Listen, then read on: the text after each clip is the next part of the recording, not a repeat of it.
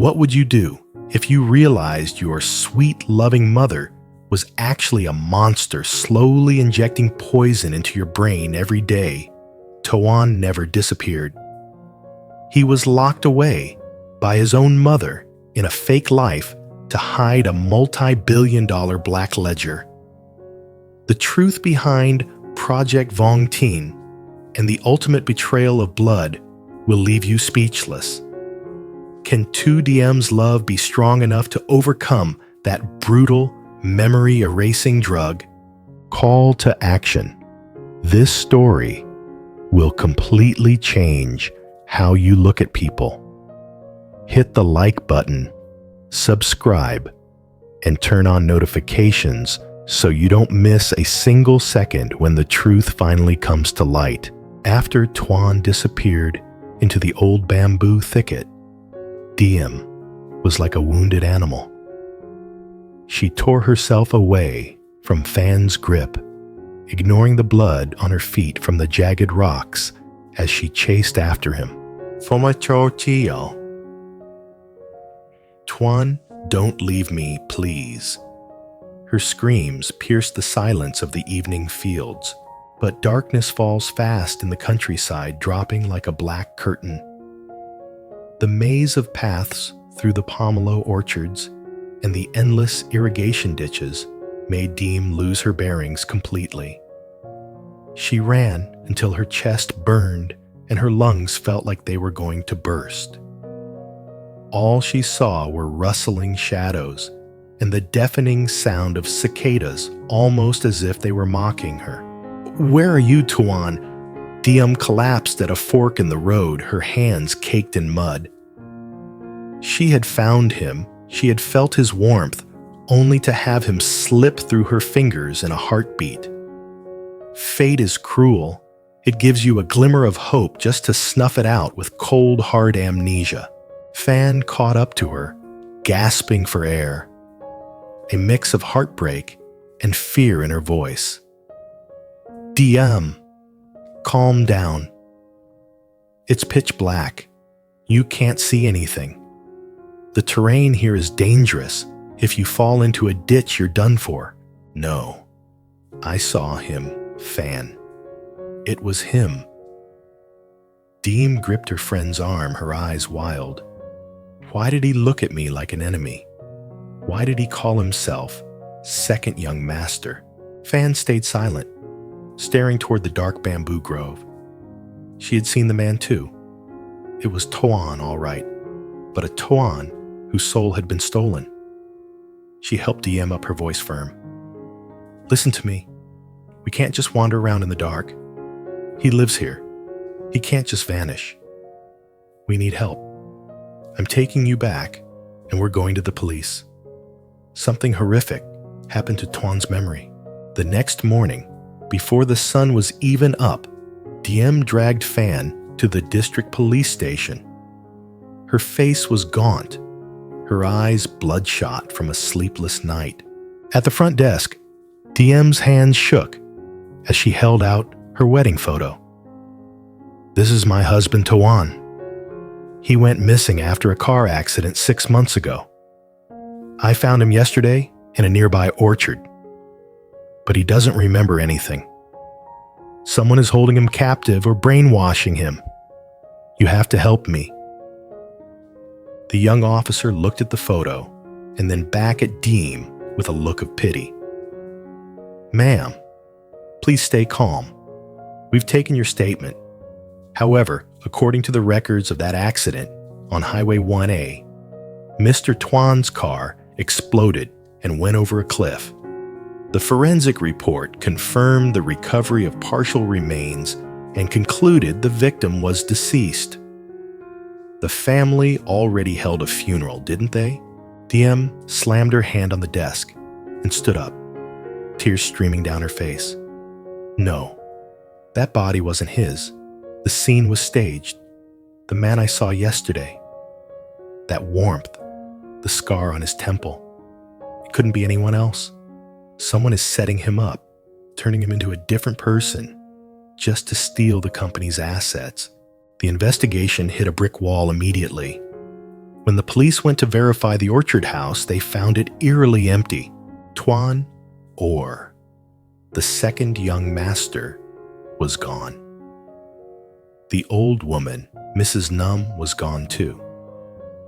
Neighbors could only say that an ambulance had come in the middle of the night to pick her up for an emergency, and the young man had gone with her. No one knew which hospital they went to. Diem stood frozen in the middle of the empty hut. An old straw hat still hung on the wall, but the people were gone. A chilling realization hit her. She was being watched. Whoever was behind this hadn't just brainwashed Tuan. They were ready to scrub every trace of him the moment she got close to the truth.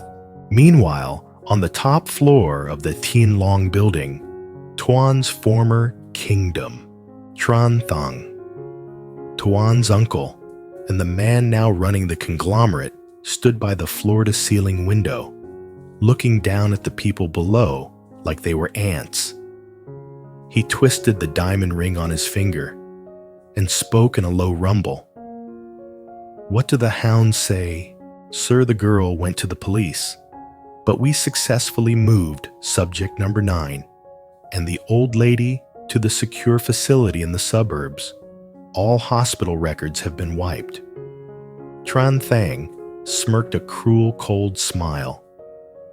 "2DM is persistent, I'll give her that. She's just like my nephew, stubborn to a fault. 6 months ago, if she hadn't been away on business, she would have been at the bottom of that cliff right along with him. Should we just take her out?" the henchman asked. "No. Killing someone while the police are watching is a rookie mistake," Thang replied. "We use our protocol instead. Send her a message if she keeps digging. Tone dies for real this time, and I'll make sure there won't be a body left for her to identify." Diem and Fan returned to their rental in total despair. But in her darkest moment, a wife's instinct sparked a fierce fire in Diem's soul. "Fan, they don't want me to find him." That proves he knows something that absolutely terrifies them. "But who are we?" Fan argued. "Just 2 girls with no power. The police need evidence, and every trace has been wiped clean." Diem sat down and searched through her old wallet. She pulled out a small, tear-stained scrap of paper. It was the phone number for an old lawyer, a man who had been fired immediately after Tuan's disappearance. "Tuan once told me, 'If I'm ever gone, find Mr. Lee. He's the final key.' I thought he was joking back then, but now I get it." Diem decided not to wait for the slow-moving local police, whom she suspected were already in the pocket of the Tien Long group. She began a solo mission. She disguised herself as a drifter, wandering the roads near private psych wards and hidden care facilities. She knew Tuan wasn't sick. His memories were just locked. To keep him that way, they had to be drugging him regularly. She started tracking the medical supply trucks belonging to the conglomerate. A week later, Diem discovered a private nursing home tucked deep inside a rubber plantation heavily guarded by men in black suits. That night, under a torrential downpour, Diem crawled through a barbed wire fence. She was covered in cuts, her blood mixing with the rain. Through a small window in an isolated wing, she saw him. Tuan was sitting on a bed, staring blankly at a white wall. A doctor was prepping a syringe. "Tuan!" Diem whispered, her heart breaking. She was about to rush in when a hand like a vice gripped her shoulder. "Caught a little mouse," the guard hissed. Diem was dragged across the mud. She looked back at the window and saw Tuan tilt his head slightly as if he'd heard something, as if deep in his subconscious The name Diem was trying to break through the ice, but then the needle went in. Huyen slumped onto his pillow, falling into a drugged stupor. Once again, they were inches apart, but worlds away. Diem was tossed out of the woods with a cold-blooded warning. "If we see your face again, you're joining him 6 feet under." Lying in a pool of mud, Diem had no tears left, only dry sobs. But she wasn't quitting. She would go to the city police. She would file a lawsuit at the highest level. She would trade her life just to hear him say her name one more time. Huyen, wait for me. I won't let you be a man without a name. I'm going to make them pay. Lightning cracked across the sky, signaling a massive storm. The war was just beginning. Diem's love had turned into a razor-sharp blade, ready to cut through the web of lies. Would Diem find Mr. Lee? What was the secret in that black ledger? And could Huyen hear the cry of her heart through the drugs? After Diem provided evidence of Huyen's location, a SWAT team was deployed to surround the rubber forest. Diem stood outside the perimeter, her heart pounding with a mix of hope and terror. Gunfire erupted and smoke filled the air. But when the officers breached the room, Huyen was gone. The only thing left on the pristine white bed was an empty syringe and a torn lab report. Captain Nam, the lead investigator, picked up the paper, his brow furrowed. It didn't list a corporation. It listed a private psych hospital funded by Mrs. Lan Huyen's own mother. No way. Diem collapsed. His mother? She loved him more than anyone. Why would she do this? While Diem was in shock, Captain Nam received an urgent call from the forensics team. It turned out the car accident 6 months ago wasn't just an accident. "Captain, we just recovered data from the car's backup black box. Right before it went over the cliff, there was one final call from Mrs. Lan to the victim. The content of that call, it's a bombshell." Diem was brought to the station to hear the recording. After the static cleared, a woman's voice, cold, powerful, and bone-chilling, filled the room. "Huyen, you shouldn't have touched things that don't belong to you. That black ledger is our ticket to the top, Hugh. But instead, you want to use it to throw your own mother in jail. If you won't listen to reason, don't blame me for being heartless." The sound of screeching tires, a violent collision, and a massive explosion ended the recording. Diem buried her face in her hands, sobbing uncontrollably. The mother Huyen had always respected the woman who had played the part of the grieving parent at her son's funeral for 6 months, was actually the one who pulled the trigger on his assassination. The police raided Mrs. Lan's villa. There in a secret basement, they uncovered a truth even more horrific. Project Vong Ting. Lan hadn't wanted to kill Huyen. She wanted to reboot him. The black ledger Huyen possessed contained evidence of her laundering billions through shell charities. Huyen had found out and was planning to turn his mother in to save herself while keeping her brilliant son by her side. She had hired corrupt doctors to use experimental chemicals that targeted the hippocampus of the brain. The goal was to wipe his identity and upload a new personality, an obedient son with no memory of his mother's crimes. Huyen wasn't just second young master by chance.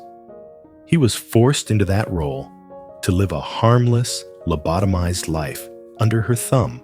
Following a tip, the police confirmed that Mrs. Lan was taking Huyen to a helicopter on the cliffs behind the corporate headquarters to flee the country. Ignoring the danger, Diem jumped into a police car to get to the scene. At the summit, the wind was howling. Mrs. Lan stood there elegant and cold beside Tuan, who looked like a hollow shell of a man, his eyes glazed over from the heavy sedation. "Stop it!" Diem screamed into the wind. "Look at him. Is he even your son anymore? He's a broken doll." Lan laughed manically, her eyes bloodshot. "What do you know? I gave him life. I have the right to decide what he remembers and what he forgets. He tried to put his mother in a cage. He deserves this. Once we're across the border, the doctors will finish the process. He'll be my good boy again, and we'll start over." Diem lunged toward Tuan, but the guard's guns blocked her path. She locked eyes with him and cried out, "Tuan, look at me, it's Diem. Don't you remember that afternoon in the orchard you looked at me? Your heart hasn't forgotten me. It's just your brain that's in chains. Don't let her take you." As if by a miracle, at the sound of her name and the sight of the tears streaming down her face, Tuan's lifeless eyes flickered. A localized storm of pain hit him. He collapsed to his knees, clutching his head and groaning. Diem. The ledger. Mother. Why? Fragments of the accident, the explosion, and his mother's cold face in the rearview mirror came rushing back like a flood. Tuan let out a guttural roar of agony. Using every ounce of strength he had left, he shoved the guard aside and threw himself toward Diem. Mrs. Lan panicked. "Inject him now. Give him the suppressor." But it was too late. The police opened fire, taking down the guards. In the chaos, Tuan wrapped his arms around Diem, and they both tumbled onto the grass. "Diem, I remember." Tuan whispered, blood trickling from his nose as the pressure on his brain reached its limit. "I remember everything." Mrs. Lan watched her son tightly clutching the woman she loathed. Seeing the police perimeter closing in, she realized she had lost everything. In a moment of pure desperation, she tried to hurl herself off the cliff, but Captain Nam tackled and restrained her just in time. The war ended to the sound of wailing sirens as the first light of dawn began to break. Mrs. Lan was led away in handcuffs, her eyes fixed on her son with a haunting mix of hatred and twisted love. Tuan was rushed to the emergency room. The doctors warned that the chemical side effects might cause permanent memory loss or require years of psychological therapy. But the only thing that mattered was that he was finally himself again. In the quiet of the hospital room, Diem held Tuan's hand. He woke up and looked at her, his eyes weak but full of emotion. "Diem, thank you for not giving up on me, even when I had given up on myself." Diem smiled through her tears. "From now on, nothing can tear us apart. Not memories, and not fate." The investigation unfolds earlier. After Diem first reported the crime, Captain Nam and his team hadn't rushed into arrests. Instead, they began retracing every move Mrs. Lan had made over the last 6 months. They found a glaring red flag under the guise of charity work. Lan had been making frequent trips to a remote village to meet with a neurologist whose medical license had been revoked years ago. During her deposition, Diem sat with her hands clenched. That day at the orchard, when Tuan saw me, he had a massive physical reaction. It wasn't natural amnesia. Someone has been messing with his brain. Forensics collected water and food samples from the hut where Tuan had been staying. The lab results left everyone speechless. The tea Huyen drank every day was laced with a low-dose neurotoxin. Used long-term, it suppressed short-term memory and forced the victim into a state of absolute obedience. An emergency search warrant was issued for the Lan estate. They didn't find a prison cell. They found a psychological control room. Mrs. Lan hadn't just kidnapped her son. She was far more depraved than that. After the car accident, which she staged to stop him from turning over the black ledger, she found him alive, but with a severe head injury. Instead of saving him, she hatched a sickening plan. Brainwash him so she could own him forever. She arranged for Mrs. Num, a woman who owed her a debt, to find Huyen by the river. She created a fake identity and a fake life for him. Every week, she would visit under the pretense of charity just to watch her son live like a simpleton, no longer a threat to her seat as chairperson. "How could you do this? He's your son." Diem screamed during the confrontation at the station. Mrs. Lan took a sip of tea, her face terrifyingly elegant. He was going to throw his own mother in prison over some meaningless numbers. He betrayed his own blood first. I didn't kill him. I gave him a peaceful new life. In that poor village, he didn't have to worry or fight. Isn't that a mother's mercy? And realizing the game was up, Lan issued a final cold-blooded order to her henchmen: dispose of Huyen by giving him one final overdose, a lethal injection designed to completely fry his nervous system and leave him in a permanent vegetative state. Diem and the police rushed to the small house by the Day River. There was Huyen, sitting listlessly, staring at the water. A doctor in a dark coat was approaching him, a loaded syringe in hand. Huyen, run! Diem screamed from the distance. Huyen turned around. A headache slammed into him, more violent than ever before. Images of their wedding Diem's laughter, and then his mother's cold, stony face standing next to his burning car flashed in a chaotic blur. Ah, Mother, why did you just stand there and watch me burn?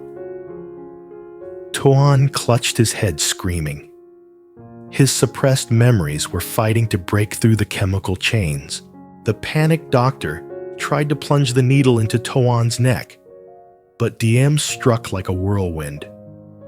She threw her entire weight into him, knocking him aside and pulling Huyen into her arms. "Remember? Don't be afraid of the pain. And I'm here. Diem is right here." Mrs. Lan appeared behind them, her face twisted with rage.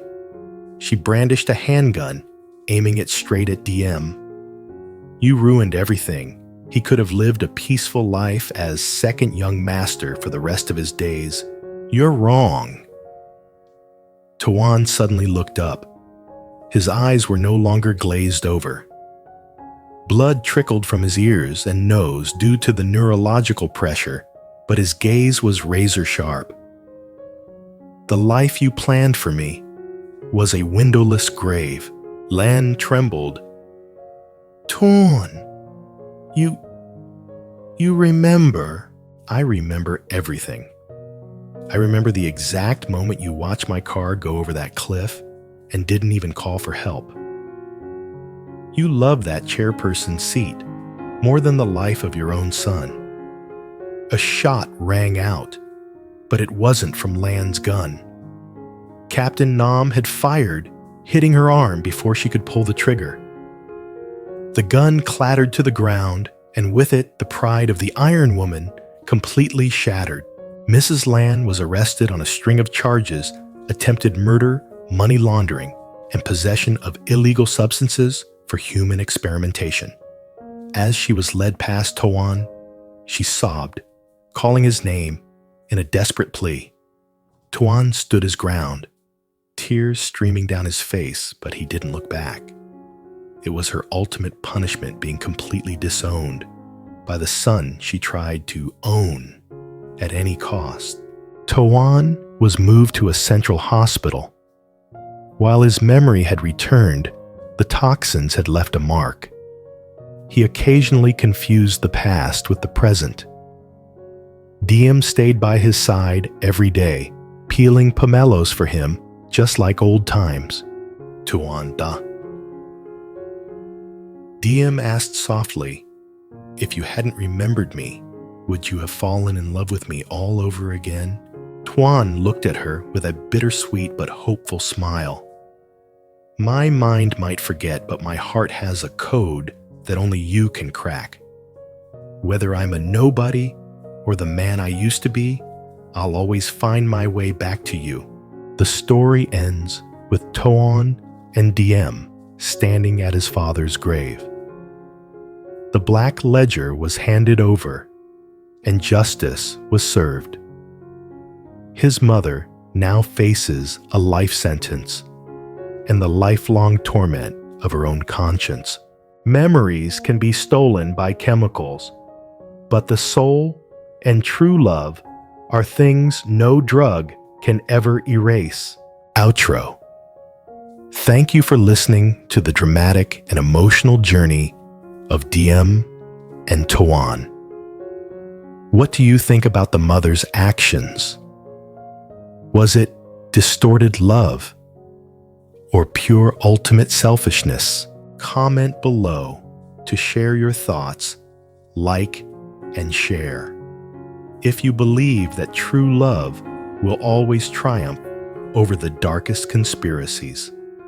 Don't forget to subscribe to stay updated on the latest episodes of Secrets Behind the Billionaire's Door. See you in the next episode.